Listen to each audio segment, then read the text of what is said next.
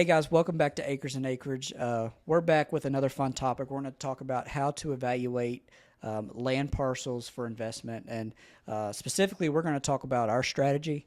But there's a lot of different strategies you can look at when you're looking at how you're going to evaluate different parcels of land for investment, and the way you evaluate it depends a lot on what your strategy is.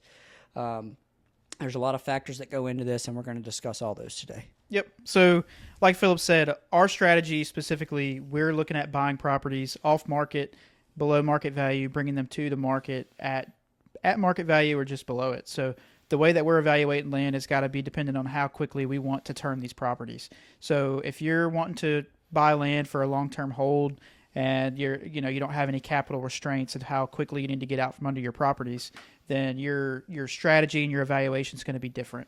So for us specifically, the most important thing that we look at when we're evaluating a piece of property is the market that it lies in. So a lot of this is already done for us when the lead comes back to us and we're evaluating the property, because we are actually reaching and connecting with property owners off market in markets that we want to operate. But this doesn't always happen. Sometimes we're getting leads off of social media, leads off of search engine optimization off our website.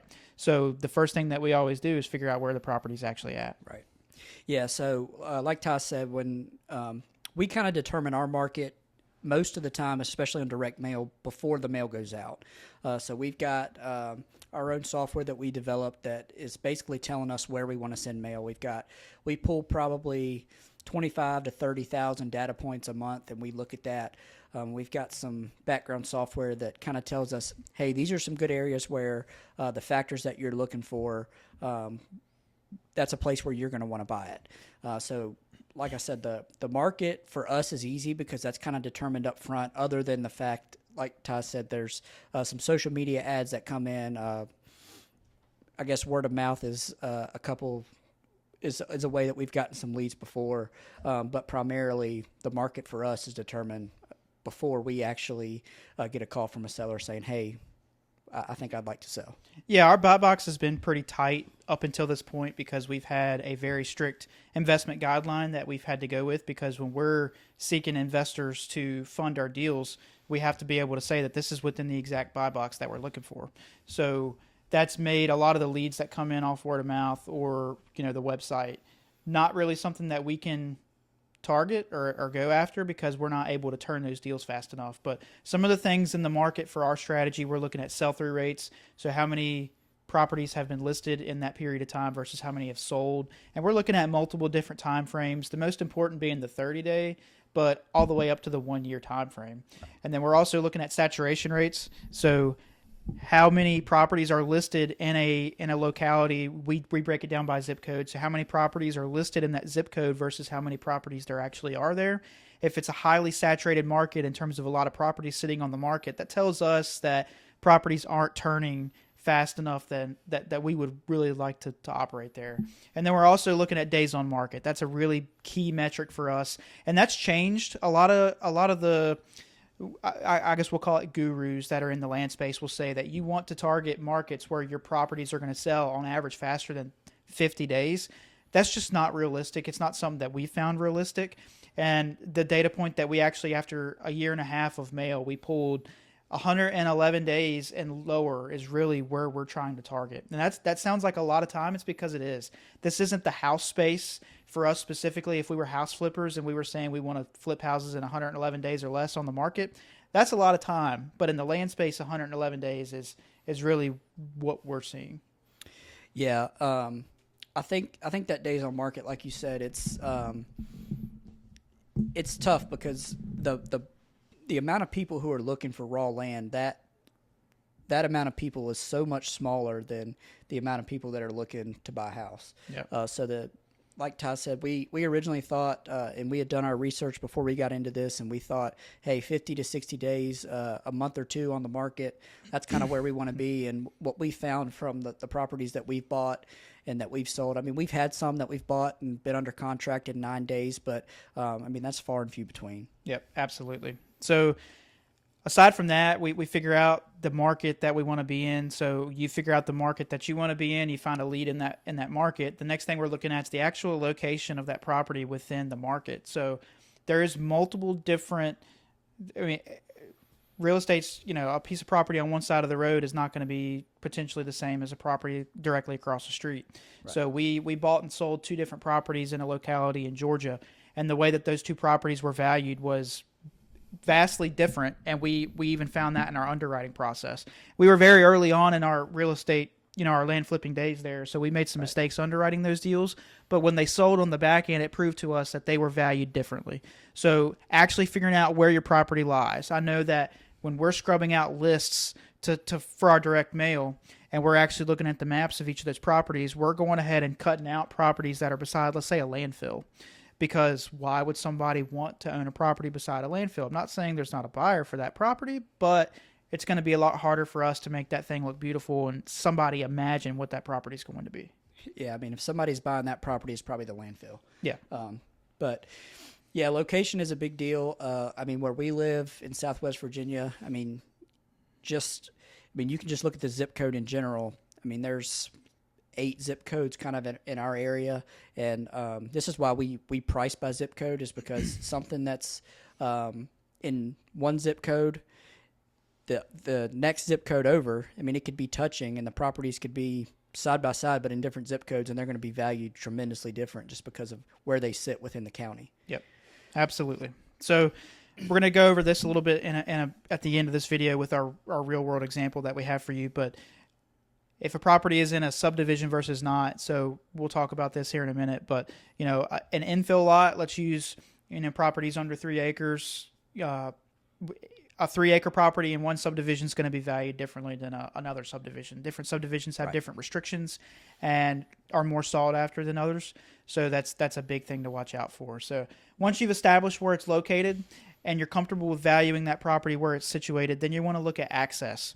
When you're talking about raw, undeveloped land, for one, physical access, everybody's going to want physical access. Unless you're buying this tract for specifically hunting and you have an easement where you can access the property through somebody else's property, that's one thing. But if you're actually buying it you want to build on it, you want to put a trailer on it, or just buy and hold for the future buyer to do that, or like us, flipping it for that next buyer, if you don't have physical access, it's going to be a hard sell.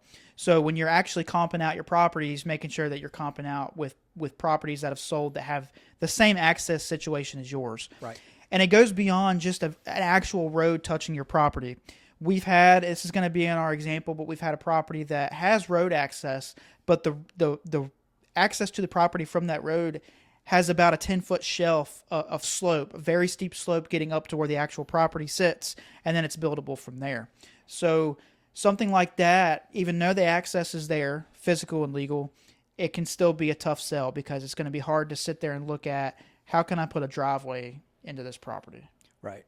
Yeah, access is a big deal. We've had some situations where we've tried to buy some properties and we've tried to actually go to a neighbor or something and get an easement and get that access, and it's really, really hard to do. We've been cussed out on the phone just for asking. So make sure that your properties have access. We do not send, if we can help it, any mail to properties that are landlocked, just because it's so hard to get that access, and those landlocked properties are really hard to sell. Your buyer pool is really small for those. Typically, it's going to be a neighbor, and that's about it. Yep. So access is a huge deal. Like I said, we're not sending any mail if there's no. Or we're trying to scrub out all those landlocked properties. We're not 100% effective at that. We do get some calls back where there's some landlocked deals in there, but for the most part, those are scrubbed out. We're not wasting money on those.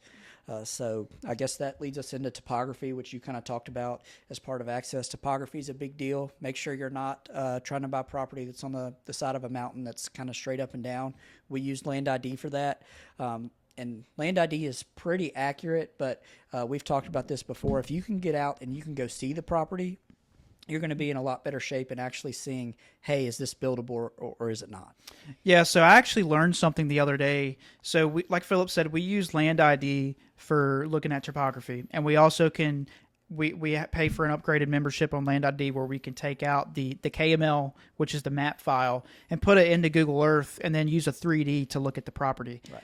But I learned that, so on Land ID, the tightest contour lines that I've been able to find are 10 foot. Right. So what a contour line is when you're looking at it on a map from a 2D view, every one of those lines is going to be a 10 foot, a 20 foot, a 5 foot, whatever it may be. But that 20 foot would be 20 foot of slope change over that distance that it's covering. So I was doing some due diligence on a property we have under contract, and it's a soil scientist and engineer that I'm talking to. And he is a very big believer of using the actual count, like for the county that this property's in, that county's GIS has contour lines that go down to 2 feet. Wow. So he can go on and look for individual swells in the property.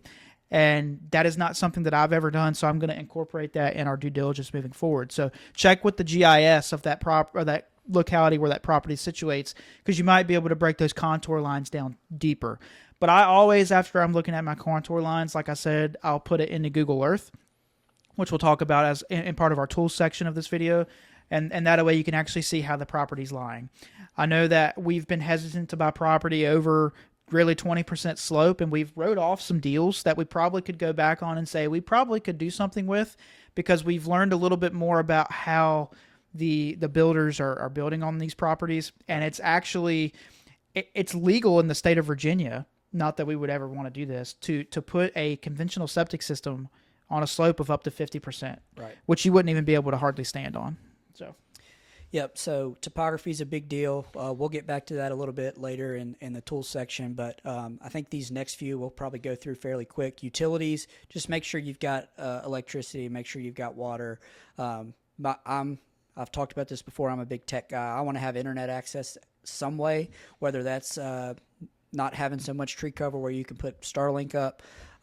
Just make sure that your utilities are there. If you don't have water or public sewer, make sure that the land perks. yep.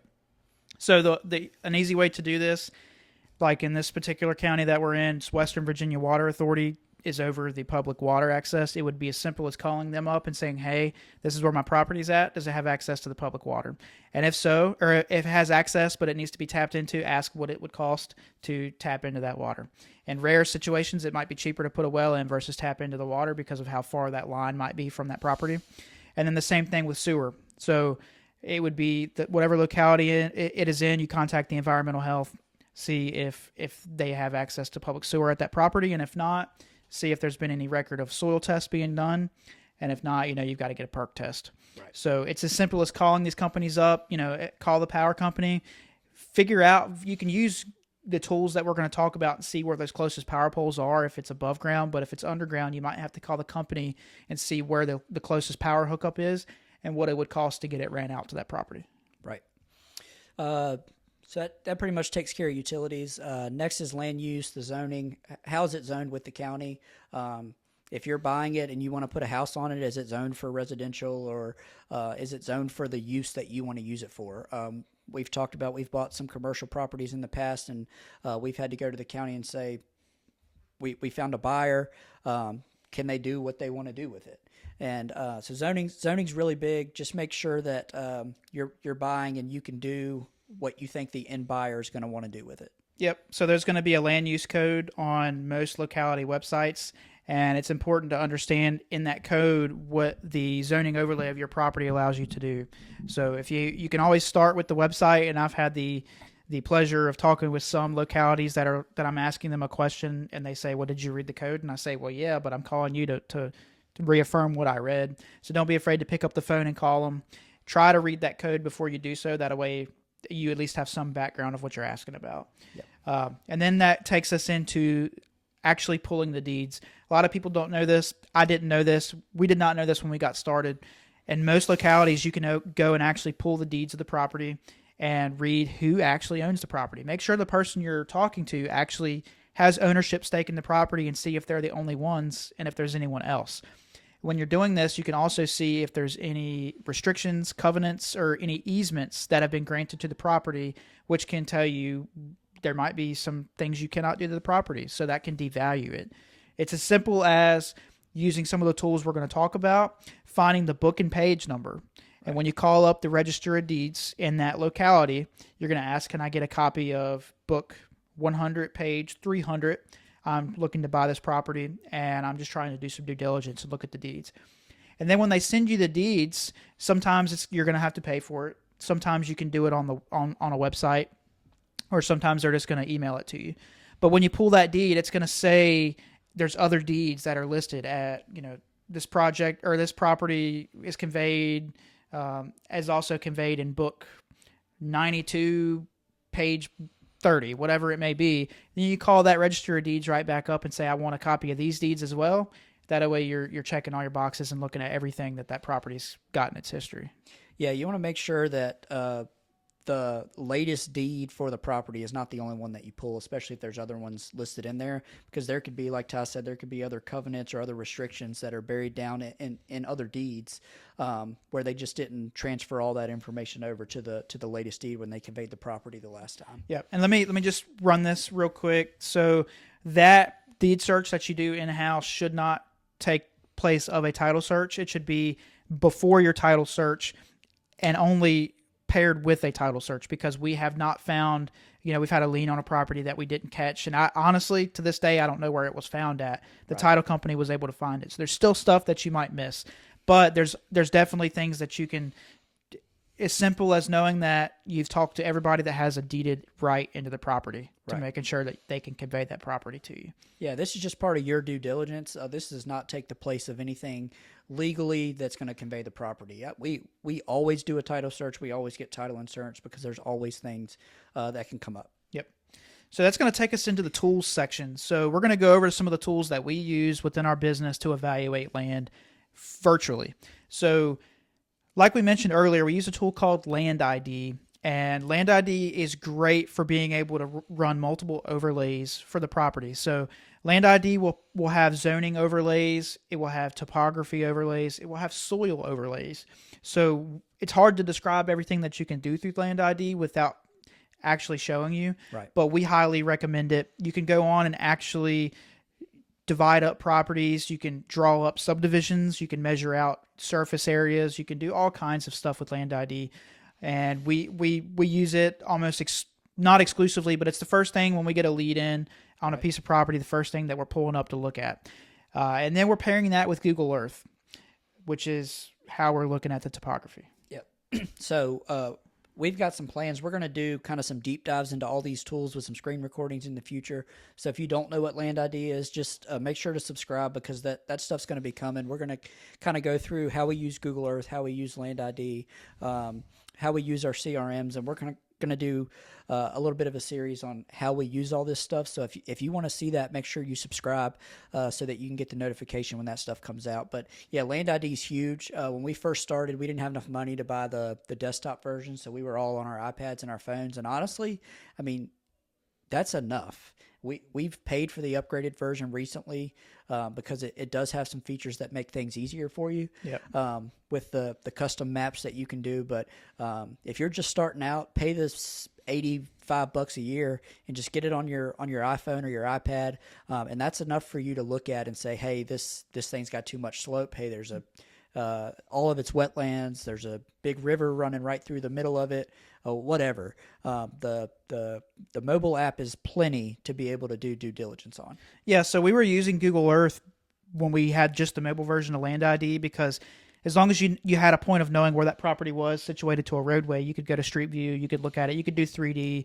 But with the upgraded Land ID, you can actually drop the property lines directly onto Google Earth, which is really, really nice when actually wanting to look at where everything lays out, knowing exactly where it's at. So big fan of Google Earth, as simple as that may sound, but if you can go on Street View and actually look at what the property looks like coming off of the road, then that's a huge plus.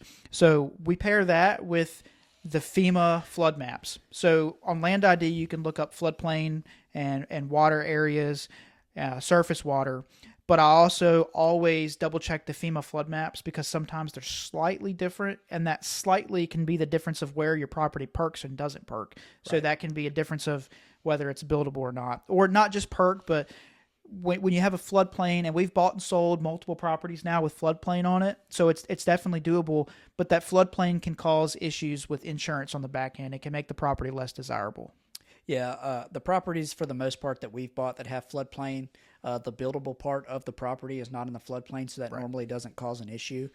Just make sure that you're that you look at it, and if you have to get a perk test, see where it perks, and make sure that where you envision the property being built, whether that's a house or a commercial use, whatever, wherever you see it being built, that doesn't interfere with the floodplain at all. So that kind of leads us into our CRMs. We've got a bunch that we use. Pebble, we've got Propstream. We use Google Workspace for everything, and we manage stuff within Google Workspace and Google Sheets and Google Drive and Google Docs. I don't know how much you want to talk about Pebble and Propstream or stuff. We won't really talk about Pebble a whole lot today because Pebble is more of our sales pipeline CRM. It's not going to help you evaluate land, but Pebble's a great tool, but it's not for this video. We'll talk about that in a later video. We use Propstream. We started using Propstream, then we went away from it, and now we're coming back. We always find our way back to Propstream. Propstream is a fantastic tool, not just for land, but for any kind of real estate that you're wanting to get into. We use it. We formerly used it to pull lists. Like I said, we went away from it for some reasons we won't talk about in this video, and then we found our way back for specialized lists. So it is great it can tell you that book and page number for the deeds on the property. Yep. It can tell you any linked properties that the owner owns. It can tell you if they have a mortgage on the property. It can tell you if they have any back taxes on the property. It can tell you all kinds of things that can lead you into a direction to confirm where it needs to be confirmed. We pair that with a new CRM that we're now using. It's the Apkey Brothers CRM, the land portal. And the reason why we went there, it is still a CRM that we're using to pull lists, but it allows you to do some land evaluation on the front end of pulling your lists. For example, they have a parameter that you can set the maximum amount of floodplain that you want covering the property and put a percentage base in there, which is fantastic. You can set the amount of road frontage you want. You can set if it's landlocked or not before you even pull the lists. So it's cutting out a lot of your scrub time if you're scrubbing your lists out, which you should be, out on the front end. So it's a fantastic tool. So that's about all as deep as we'll get into the CRMs today. We'll do a more deep dive into them later, but they're fantastic tools for evaluating land on the front end of pulling your list. And then for valuing land, we're using simple tools like Zillow, Redfin, Realtor.com, Land.com, looking up properties in the areas that you're operating in, where the market is of this property, right, and seeing what the comparable sold properties are in that area. Now, I have noticed, and we have this disadvantage because neither of us are licensed realtors. Sometimes when we have a realtor do a CMA or a comparative market analysis for a property, we're getting some MLS comps that are coming back to us that aren't on Zillow or Redfin. And that's just the lack of data that's going to those sites. But for the most part, we've been able to comp out all of our deals with Zillow or Redfin, but just those two. I mentioned others, and we've used others, but all the comps on all the properties we've pulled have been those two websites. Yeah, and just make sure that you are comping the property yourself. We've had situations where the realtors that we're using didn't find comps that we have found, and we've allowed that to kind of affect their evaluation on the property and what the list price is going to be too. So like Ty said, there's a lot of stuff that sells on the MLS that doesn't necessarily make it into Zillow and Redfin, but on the other side of that, we have found comps before that the realtors didn't find. And when you're comping your properties, make sure that they're actually comps. Make sure that the acreage size is the same. Make sure the slope is similar. Make sure that you're looking at, hey, was this property cleared and mine's not. Just make sure that it's as close to your property as you can possibly get it. Yeah, when going through comps, just to finish up this section, when I find a comp on a Zillow or Redfin or a Realtor CMA, I'm going to that property on Land ID and Google Earth, and I'm making sure it actually is similar to ours, because one might be flat as can be with cleared pasture land, prime property, and your property might be 15% slope with completely wooded, and it might have a weird shape. Those properties aren't going to be valued the same. Right. Yeah, so I guess that takes us into our real world example, which was, I guess, the second property we ever put under contract, second property we ever sold. Yep. We got in touch with this guy. Well, he contacted us after we had sent him some mail. We kind of negotiated back and forth, and our price actually went up based on what the offer that we sent him was. The majority of the properties that we have purchased, we've actually negotiated or the seller has negotiated our purchase price up. So we say this in our letters that, hey, this is a starting point for negotiations. This doesn't mean this is actually what we think it's worth, because I mean it's really hard to put a price on 1,000 pieces of mail and know that they're all going to be valued the exact same, because they're not. Right. So this property, we actually, it was in northern Georgia. Me and Ty got in the car and we drove 6 hours down there and we went to look at it. And we didn't want to do that. We were kind of aggravated. Our investor required this of us, that we go look at the property. And luckily we had another property under contract as well, that we were going to look at the same time in the same county. So when we originally got this lead in, Ty kind of almost disqualified it, because he looked at it and he said, I don't think there's access there. And the tree cover, it almost looked like there wasn't access there, but there was, and it was actually a very well-maintained gravel road that when we originally saw that it was gravel, we kind of didn't like that. But once we got down there and we actually looked at it, we really didn't have any issues with the access on it. But yeah, so this lead came in. We started evaluating it, and we decided, hey, we're going to put it under contract, and we're going to go look at it. Yep. So this was a market that we had, like he said, we had 2 properties under contract in this market, and we underwrite them as separate values. What we originally thought they were worth was about $25,000 difference between one over the other. And that reflected in the list prices that we started at. I think we listed this one at $77,000 for the first time, and we listed the other one at $99,000. Yeah. So they were, okay, so about $23,000 different. On the sale price, they were $18,000 different. Right. So they were about what we thought. In the difference, it was just lower than what we thought. That's a story for another day. But yeah, I almost disqualified this property, because of the slope. When I was looking at it on Google Earth, I thought it was a little too steep, and it was up to about 18% in spots. I didn't like that. And then we couldn't confirm the road access. And this was a specific area that we could not use Google Earth Street View. So that took that area, that tool away from us. So one of those situations where getting in the car, driving to the property really saved us in terms of not disqualifying the deal. But one thing that did help us out, this was before we drove down, we had it under contract. We found a really, really good realtor that actually went out and looked at both of these properties for us and told us, hey, they're worth coming down to look at. Yes. She was fantastic. She actually drove by both properties, sent us a video of both. So we knew kind of what we were driving down for, because we didn't want to drive 6 hours and get down there and both of them were just duds. That would have been a tough trip, expensive trip. Yeah, for us who were, like I said, these were our first 2 deals. We didn't have the money to waste. We kind of went all in with our funding on marketing and a few CRMs, but we were very lean, and we made a commitment early on that we weren't going to use investor money for any overhead or any expenses. It was only going to be to fund deals. So Christy, the realtor that was working with us down there, she really did a fantastic job for us, and actually made us want to go look at the properties. Yep, absolutely. So a lot of the tools and the things that we went over in this video we used for evaluating this property. One of them that I really like to touch on is the deeds section. So we had sent the offer based off the acreage of this property being, I think, 1.8 or something lower than what it was. Yes. But the seller called us up and was like, hey, it's actually 2.18, I think. 2.2 or something, 2.1, 2.2 acres. So we said, okay, well, we'll up our price by this much if we can verify that. Well, we were able to pull the plat and verify that it had been resurveyed off, and that was the additional acreage. So we upped our price based on that, and that was enough to get the deal to the closing table.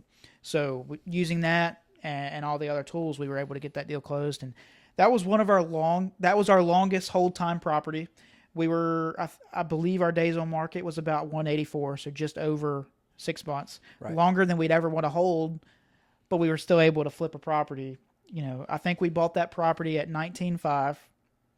And we sold it for 47. So it was a great deal for us.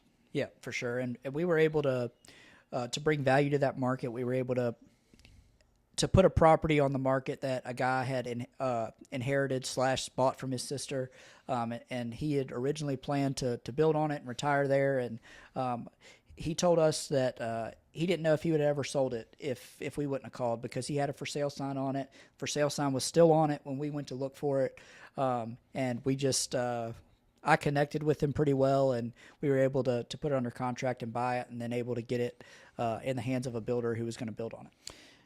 Little thing about that property, we were under contract to sell it 2 times before the third contract actually got it sold. Yeah. And that was one of those. This was a property that we tried to get an easement from the back. I guess that buyer saw the issue we seen with the shelf going up to the road access, and they wanted an easement from the property behind them. And I got cussed out 2 times in one day from 2 different owners that neighbored that property. And then the other one, they didn't really give us a reason why. They kind of just, I guess, rushed into their offer, and it was a great offer, but we went back on the market on that one. So we lost out. Some of those days on market were taken up being on contract with a contract that didn't close. Right. So to no fault of our own. But that wraps up today's video, though, guys. Go ahead and like and subscribe. We're going to have more of these coming. I know Philip's got some great content plans for January. So, yeah. Yep. We'll catch you next time, guys.